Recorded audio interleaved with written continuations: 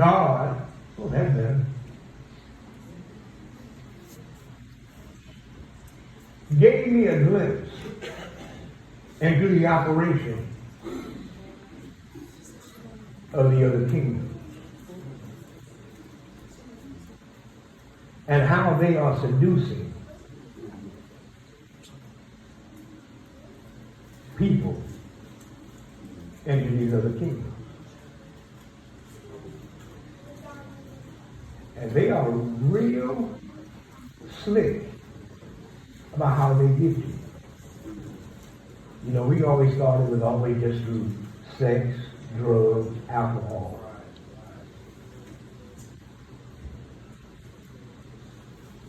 We didn't know they were using your dreams.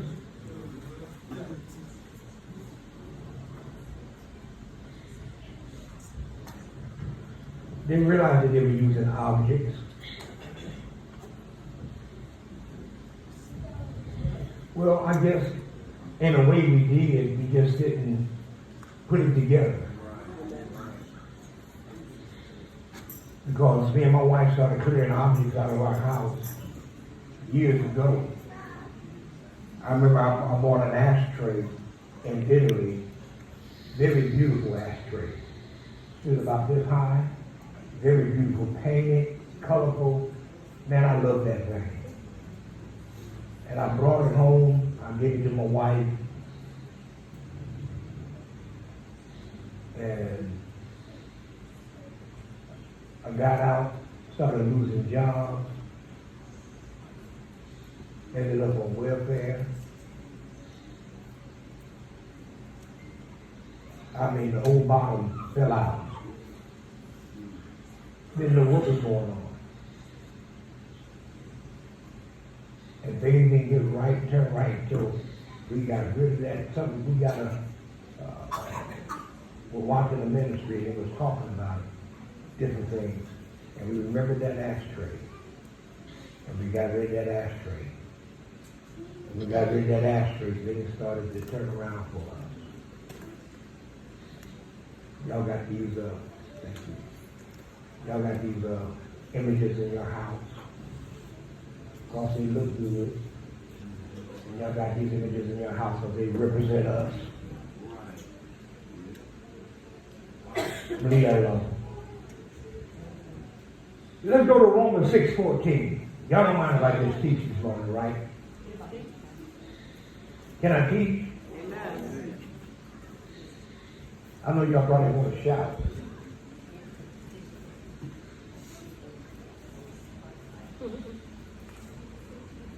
I know you get something about it.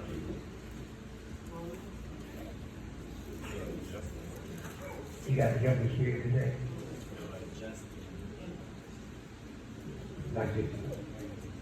Playing the food.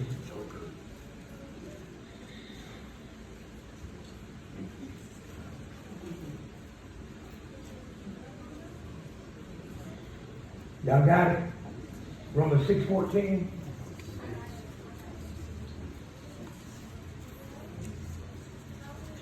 I can teach you this morning, right? Amen. Y'all, see, my first calling to ministry was that of teaching.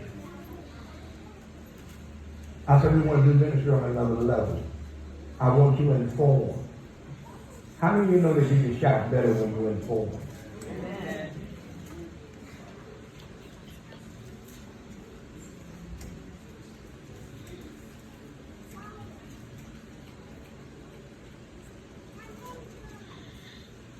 If you're on a team, you can play better when you're informed. When everybody knows what they're doing, you can win. You can have all the talent in the world, but if everybody don't know what they're doing, you still can't win. Cleveland Brown.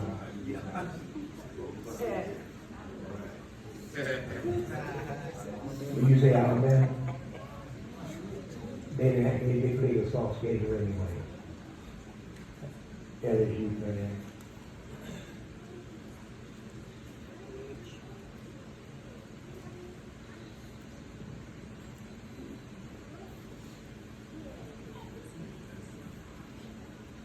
We didn't see Maybe now to beat up LSU in the number one over Ohio State. It don't matter.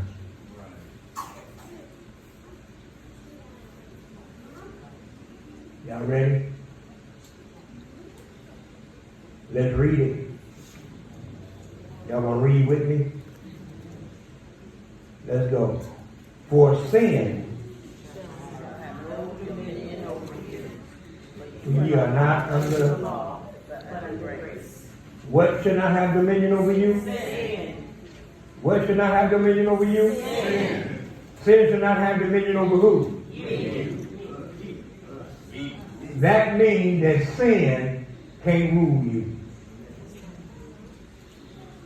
That means you can't say the devil made me do it. That means you don't have the excuse, I couldn't help myself.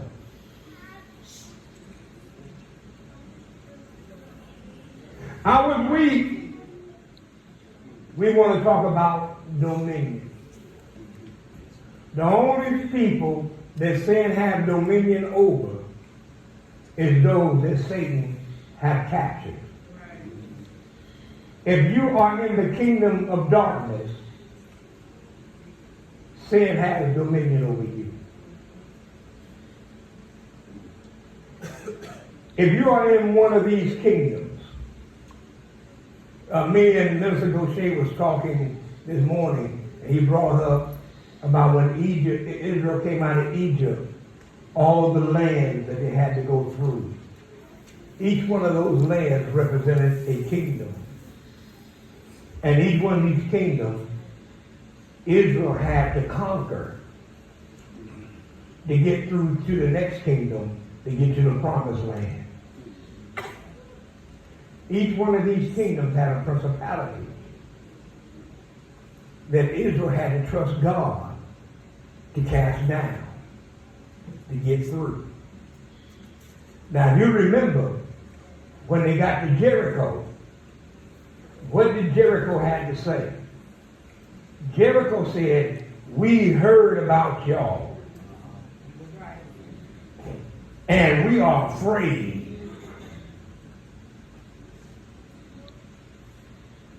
The enemy is afraid of everybody, especially y'all that have been sitting under this teaching, because your eyes have become open to the kingdoms. You are no longer in darkness. So if you are still in one of those kingdoms, you are there because you want to be. And sin has dominion over you, and you are still there because you want to be. You are not trying to be free. You like doing what you are doing. Wow, Bishop. Listen, we're going to do ministry on another level. If I like sinning, I just like sinning. Come on. I like where I'm at. I like doing what I'm doing. I hear what you say, Bishop. But right now, I like this. It's a phase I'm going through.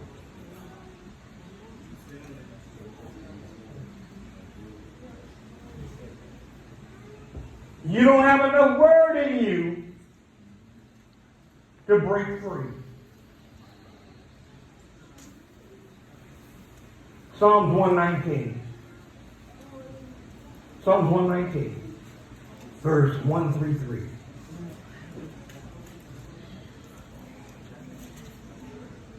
Psalms 119, verse 1 through 3. See, it's important that you see this for yourself. You need to write it down. I was studying the Bible. I don't know what to study. I give you scriptures every week. What's wrong with taking a scripture that you hear me teach on and going back over them through the week?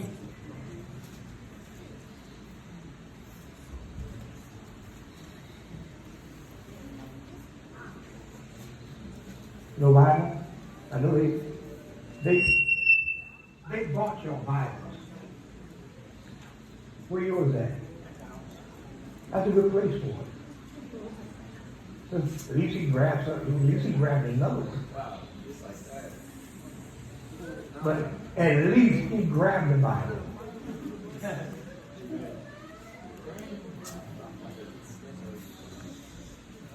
Psalms 119, 133. 133. Yes. Psalms 119, verse 133.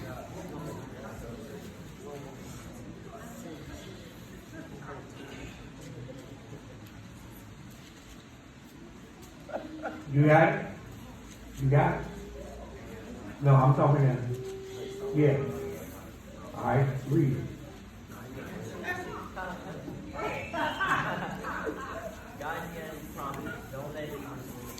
What version are you reading out of? Easy read version, all right. Because if you're not reading King James, you always tell somebody what version you're reading out of. Because when you went to read, I looked down and said, what? Come on. You ain't got to switch. You come on, just read it out of that. Okay. Order my steps in thy word, and let not any iniquity have dominion over me. Do what? Have No. The first part. order my steps In what? in the word. Order my steps in what? Word. Order my steps in your word. And let not any iniquity. Who can remember what I said iniquity was? What kind of sin? Inherited sin. Sin that's in your bloodline. Sin that's passed down in your bloodline. Comes from your generational sin. Comes from your granddaddy, your grandmama, your great-great-grandmama, your great-great-granddaddy. Sin, let me, my great-great-grandfather was an alcoholic.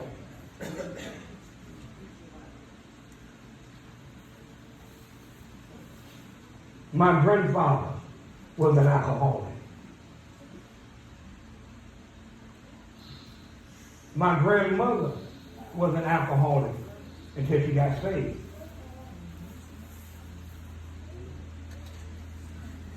Y'all understand what I'm saying? It passed down.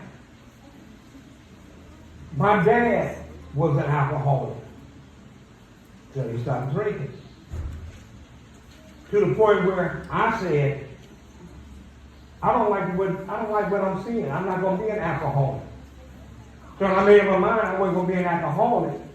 But that sin was still there. That iniquity was still there. So it says, I can't make him drink. I get him hooked on weed. So instead of drinking, I went to weed. And then I went to pills. So I was hooked on weed and pills. Same sin. Till I got saved.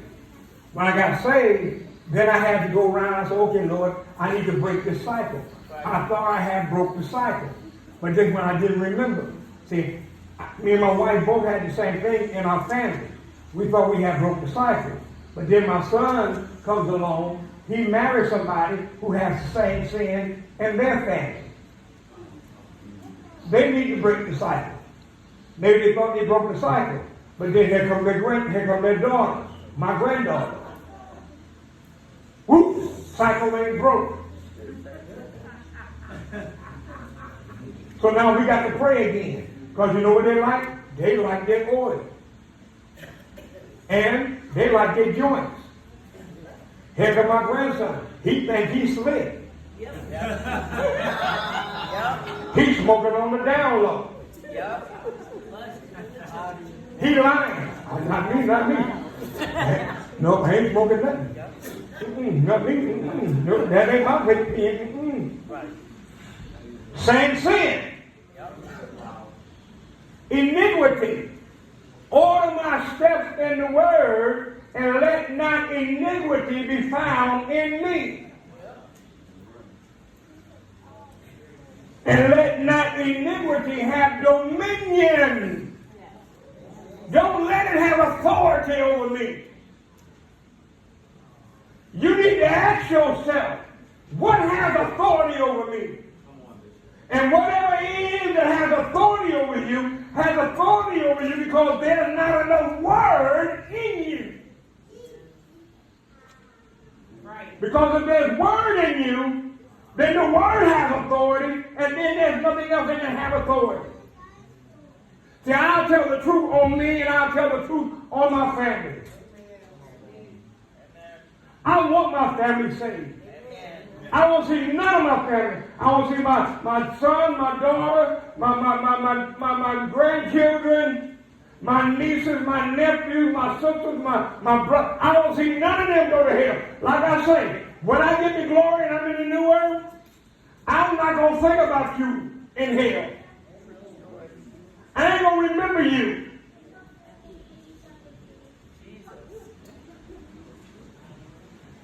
You just going to be gone.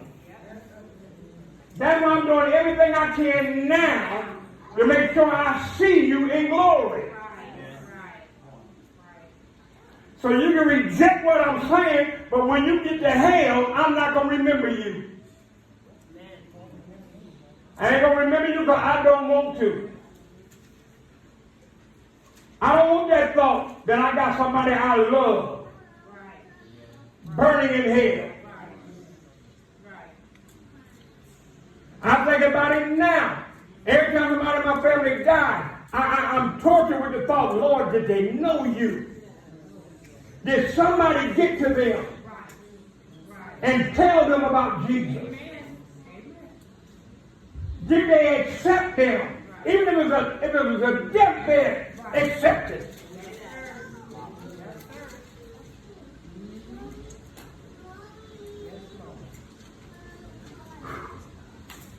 Or did sin have dominion? God did not create us for sin to have dominion over us. Oh, glory to God.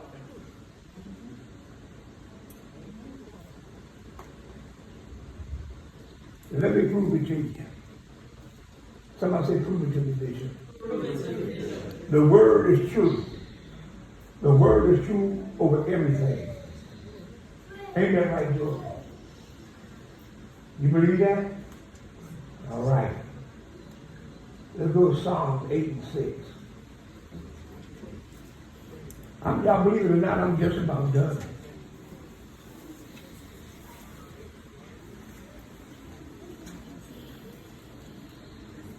I got 2 more scriptures and I'm done. Now I can go get some more scriptures, but I only got 2 more for this moment. And I'm done. God did not create you for sin to have dominion over you. I understand you like your pleasures. But God made pleasure for you. He just didn't make pleasure for you to have it the way you want to have it. Time running out. You okay, young. You better be young the right way.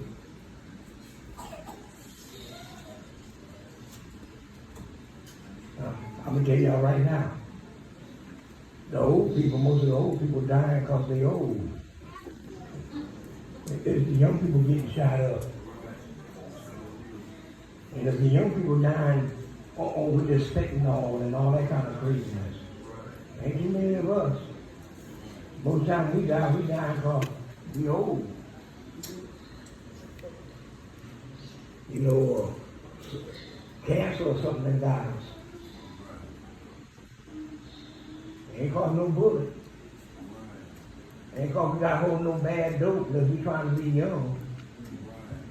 Acting a fool. Sometimes one of us get caught up and get crazy and they mess with the wrong woman. And she get us. Or her husband get us.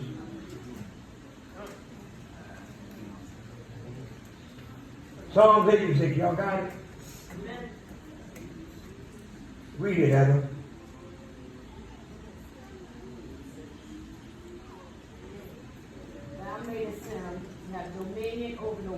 of thy hands. Thou hast put all things under his feet. He put what under his feet? All things. What?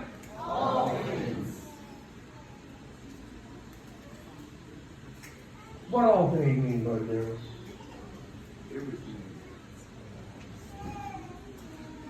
He put his heart, he put your heart under his feet?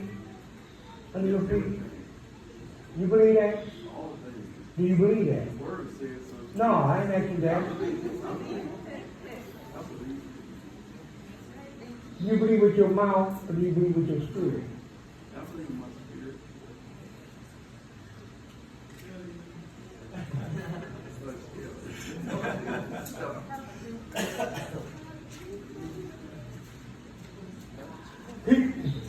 Let me read this to you out of the NET Bible. New English Translation Bible. Y'all ready for it? You appoint them to rule over your creation. You have placed everything, somebody say everything, Everything. under their authority. Everything in creation is placed under our authority. Now, let me prove it to you a little bit further now, Shema. I want you to find me Ephesians 1. When you find that, I want you to read verse 22 and 23. Then I'm going to talk a little bit, and then I'm going to be done. I feel anointed here. Remember, I said, he put what under our feet? Everything. He gave us authority over what? Everything. Your job, Everything. money, Everything. sickness, Everything. cancer. Everything. Come on. Diabetes. Everything. Y'all got it? Ephesians 1, verse 22, 23. Read it. And hath put all things under his feet. Stop. What it says? So read it again. And hath put all things under his feet. Uh-huh. And gave him to be the head over all things to the church. Who? To what? He gave what to the church? Head over all things to the church. Stop it for a minute. He put everything under his feet, and then he gave him to be the head over all things to who? Who are we? The church. So he gave everything to us, right? And that what the word said? Right. He gave everything in creation over to us. He gave authority over everything in creation to us. Yes, sir. To you. Next verse. Which is his body, the fullness of him that filleth all in all. So if I'm in the kingdom of God, somebody say, if I'm in the kingdom of God, I have authority over everything. The only reason why the authority is not working for me, I don't know I'm in the kingdom of God. Or I'm not in the kingdom of God. But if I realize what kingdom I'm in, I have authority over everything.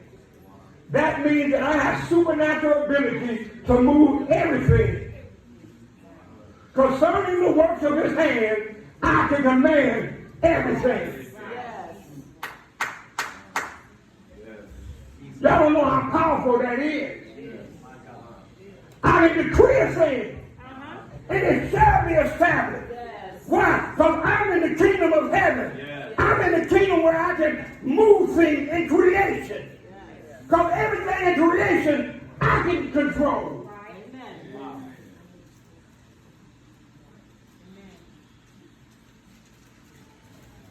Everybody's looking for power, but I heard it once and I heard it twice. Power belongs to who? God. And I belong to who? God. So power belongs to who? Me.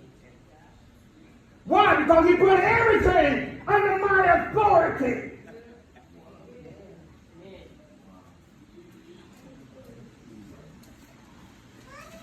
Y'all ain't even happy about that.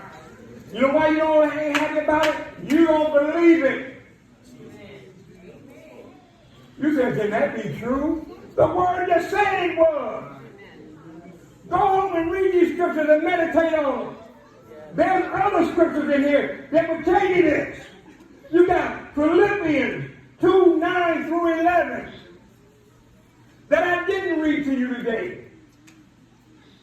You got 1 Peter 3:22 that I didn't read to you today. The word backs itself up.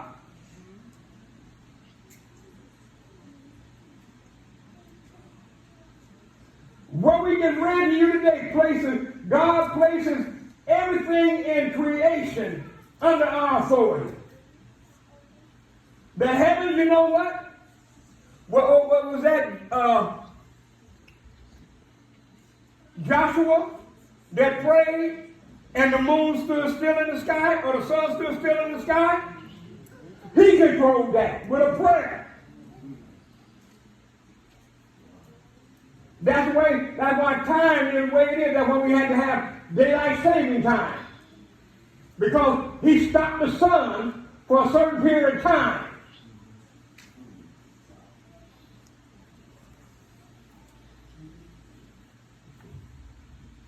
Elijah stopped rain for 3 years. For 3.5 years, he stopped rain in the whole region. He controlled that.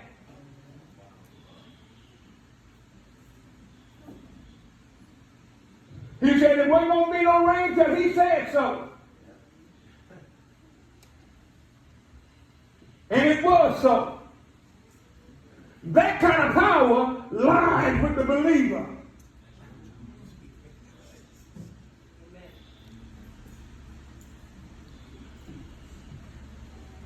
You just need to make up in your mind if you're a believer. Right. What kingdom are you in?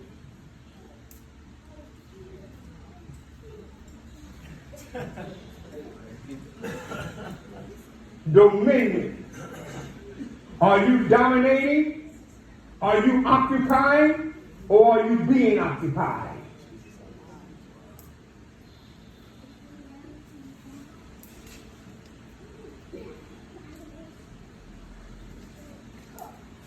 Adam lost his position. God put us right next to him. He made us a little lower than himself. And Satan didn't like it. So he came down and he tricked him and took that authority. And then that put us lower than the angels. Jesus had to come back and take that authority back. And he gave it to the church. That's the scripture you read. So now, he didn't put all of mankind back above the angels, because most of mankind is fooled and into these kingdoms of the enemy. But he put it in the church's hand. And he put the church head over everything. So now the enemy realized this. So now he comes in and he has infiltrated the church.